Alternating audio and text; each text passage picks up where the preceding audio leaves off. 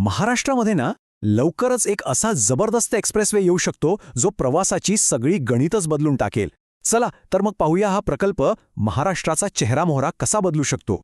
फक्त कल्पना करा, सध्या कल्याण ते लातूर जायला जे 10 तास लागतात ना, तेच अंतर फक्त 4 तासात पूर्ण होणार आहे. म्हणजे विचार करा, अर्ध्याहून जास्त वेळ वाचणार आहे. यामुळे वेळ, पैसा आणि होणारा त्रास या सगळ्याची प्रचंड बचत होईल. सध्याची परिस्थिती काय आहे तर या रस्त्यावर खराब रस्ते आणि ट्रॅफिक जाम हे ठरलेलंच आहे. यामुळे फक्त प्रवाशांचा वेळ वाया जातो असं नाही, तर विचार करा, शेतकऱ्यांचा भाजीपाला किंवा इतर नाशवंत माल वेळेवर बाजारात पोहोचत नाही, म्हणजे त्यांना थेट आर्थिक फटका बसतो. पण आता या सगळ्या त्रासावर एक जबरदस्त उपाय समोर येतोय. एक असा एक्सप्रेसवे जो फक्त प्रवासाची समीकरणं नाही बदलणार, तर विकासाचे नवे दरवाजे सुद्धा उघडणार आहे. तर या प्रकल्पाचं नाव आहे जनकल्याण एक्सप्रेसवे. हो, पण तो कल्याण लातूर एक्सप्रेसवे या नावानं जास्त ओळखला जातो. आता हा आहे एक ॲक्सेस कंट्रोल कॉरिडॉर. सोप्या भाषेत सांगायचं तर यावर कुठेही मध्येच आडवे तिडवे फाटे नसतील, अनावश्यक थांबे नसतील. त्यामुळे प्रवास एकदम सुसाट आणि वेगवान होणार. अगदी बरोबर. तब्बल 6 तास वाचणार आहेत. म्हणजे विचार करा, हा या प्रोजेक्टचा सगळ्यात मोठा आणि थेट फायदा आहे. या वाचलेल्या 6 तासांमध्ये कितीतरी महत्त्वाची कामं होऊ शकतात, नाही का? चला आता जरा खोलात जाऊया आणि बघूया की हा एक्सप्रेसवे नेमका कसा असणार आहे आणि कुठून जाणार आहे. तर हा एक्सप्रेसवे तब्बल 450 किलोमीटर लांबीचा असणार आहे. या एका आकड्यावरूनच या प्रकल्पाची भव्यता आपल्या लक्षात येते. तर हा प्रवास सुरू होणार आहे मुंबईजवळच्या कल्याणमधून. तिथून पुढे हा जाईल माळशेज घाटातून, मग अहमदनगर म्हणजे आपलं अहिल्यानगर आणि बीडला जोडेल आणि थेट लातूरला जाऊन पोहोचेल. म्हणजे बघा, ठाणे, पुणे, अहमदनगर, बीड आणि लातूर हे सगळे जिल्हे एकमेकांना एका हायस्पीड मार्गाने जोडले जातील. आणि हो, ह्या प्रोजेक्टचं एक सगळ्यात मोठं वैशिष्ट्य म्हणजे माळशेज घाटातून जाणारा 8 किलोमीटर लांबीचा बोगदा. सध्या घाटातून जाताना जी धोकादायक वळणं आहेत, ज्यामुळे इतका वेळ जातो, ते सगळं बंद होणार. हा बोगदा झाला की तोच प्रवास एकदम सुरक्षित आणि एकदम फास्ट होईल. बरं, हा एवढा मोठा प्रकल्प प्रस्तावित कोणी केलाय? तर तो केलाय महाराष्ट्र राज्य रस्ते विकास महामंडळाने, म्हणजेच आपल्या MSRDCने. MSRDC तर राज्यातल्या मोठ्या इन्फ्रास्ट्रक्चर प्रोजेक्टसाठी ओळखलीच जातेच. पण एक लक्षात घ्या, हा एक्सप्रेसवे फक्त प्रवासाचा वेळ कमी नाही करणार. याचे फायदे खूप दूरगामी आहेत, जे संपूर्ण प्रदेशाचं अर्थकारण आणि समाजकारण बदलू शकतात. कसे? तर सगळ्यात महत्त्वाचं म्हणजे मराठवाड्यासाठी हा प्रकल्प एक आर्थिक जीवनरेखा ठरू शकतो. शेतकऱ्यांचा माल मुंबई, पुण्यासारख्या मोठ्या बाजारपेठांमध्ये एकदम कमी वेळेत पोचेल.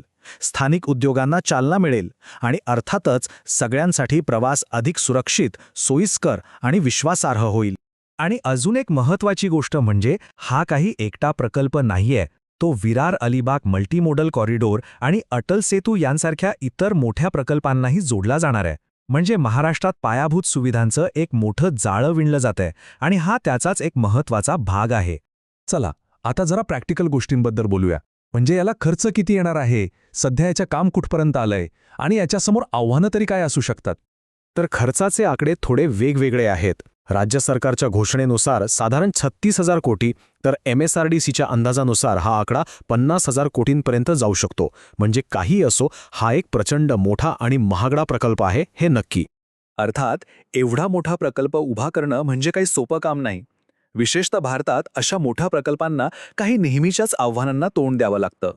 रस्ते वाहतूक आणि महामार्ग मंत्रालयाच्याच म्हणण्यानुसार अनेकदा भूसंपादन म्हणजे जमीन ताब्यात घेणं, वन विभागाच्या परवानग्या, वन्यजीव मंजुऱ्या आणि इतर अनेक प्रशासकीय कामांमध्ये खूप वेळ जातो.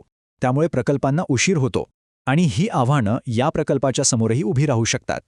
पण यात एक चांगली बातमीसुद्धा आहे. ती म्हणजे या एक्सप्रेसवेच्या मार्गावरची काही बेसिक कामं आधीच सुरू झाली आहेत. उदाहरणार्थ राष्ट्रीय महामार्ग 61, ज्यामध्ये कल्याण ते माळशेज घाट हा महत्त्वाचा टप्पा येतो, त्याचं चौपदरीकरण करण्याचं काम ऑलरेडी सुरू आहे. म्हणजे काय की ह्या एक्सप्रेसवेच्या मार्गावरचा काही भाग इतर योजनांमधून आधीच सुधारला जातोय.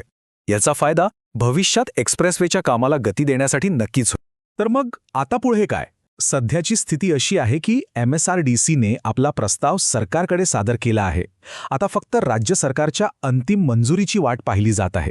एकदा का ती मिळाली की मग भूसंपादन आणि इतर परवानग्यांची प्रक्रिया सुरू होईल. तर ह्या सगळ्या चर्चेचा जिस्ट काय आहे? आपण यातून काय लक्षात ठेवलं पाहिजे? तर सगळ्यात महत्त्वाचे मुद्दे असे: 1. प्रवासाचा वेळ तब्बल 6 तासांनी कमी होणार. 2. मराठवाड्याच्या अर्थव्यवस्थेला एक मोठी उभारी मिळणार. 3. सगळ्यांसाठी वाहतूक अधिक सुरक्षित आणि वेगवान होणार. आणि 4. हा एक्सप्रेसवे महाराष्ट्राच्या विकासाच्या मोठ्या जाळ्यामधला एक अत्यंत महत्त्वाचा दुवा ठरणार आहे. आणि जाता जाता एक प्रश्न विचार करा, जेव्हा हा एक्सप्रेसवे खरंच तयार होईल तेव्हा तो मध्य महाराष्ट्राचा फक्त आर्थिक नाही तर सामाजिक नकाशासुद्धा कसा आणि किती बदलेल याचे परिणाम कदाचित आपल्या आजच्या कल्पनेच्याही पलीकडचे असतील.